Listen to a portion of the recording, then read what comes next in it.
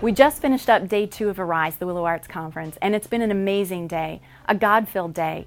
He's inspired our speakers. There have been great conversations happening in hallways and around lunch tables and outside.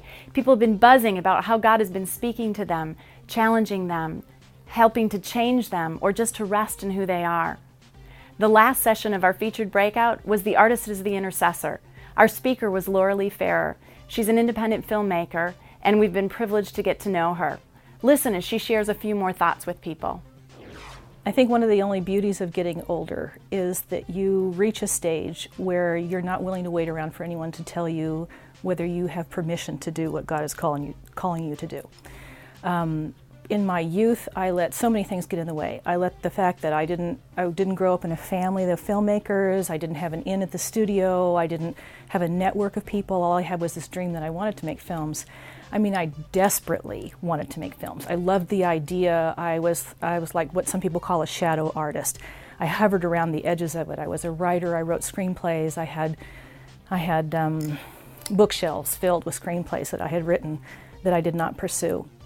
And when times started to change for independent filmmakers, and it was possible for us to get the kind of equipment for a relatively inexpensive amount of money I could have on my desktop at home what I needed to edit a film, that changed the water level. So the only thing that was between me and doing the work that I felt God had called me to do and was the desire of my heart was whether or not I had the courage at that point. And thankfully, by about that time, I was nearing 50, and I didn't care whether anybody gave me permission or funded me, and I still don't, especially now. Now I feel like, I'm fixing to die. I got a lot that I have to say before that time comes, and I'm not going to wait for somebody else to let me know whether it's okay with them or not.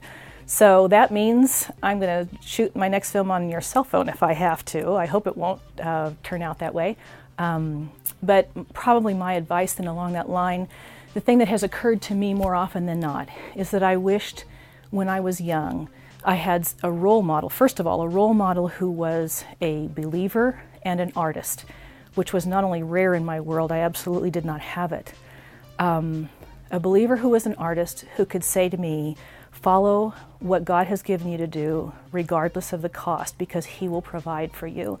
And the wild, unpredictable, prophet-like life that it gives you, notice I did not say profit-making life, but prophet-like life that it will give you to do that, full of relationship with God, relying on God, and also coming into a fruition of your work that you could not have imagined. What that means is, as the scripture says, that God's thoughts are higher than our thoughts, His ways are higher than our ways. What we have an opportunity to do is to explore those higher ways and those higher thoughts. But we can only do that if we are obeying what He gives us to do. In Isaiah, it says that you will hear a whisper behind you saying, go to the left, go to the right, I will show you the way, walk you in it. That means that we need to do two things. You need to know the voice of the Lord when you hear it, and you need to walk in the way when He shows it to you. That's it. You don't need anyone else's permission. You don't have to wait for somebody to say it's okay. You don't have to wait for somebody to fund you. And believe me, I'm talking from an artistic discipline that is probably the most expensive, arguably the most expensive artistic discipline out there, which is filmmaking. You don't have to wait for somebody to give you permission to do that. You need to work and work and work and work, both for your craft, to become better at it, to honor God, and to leave a legacy, to have an impact on our culture. So that would be the advice I would give. I got a million of them.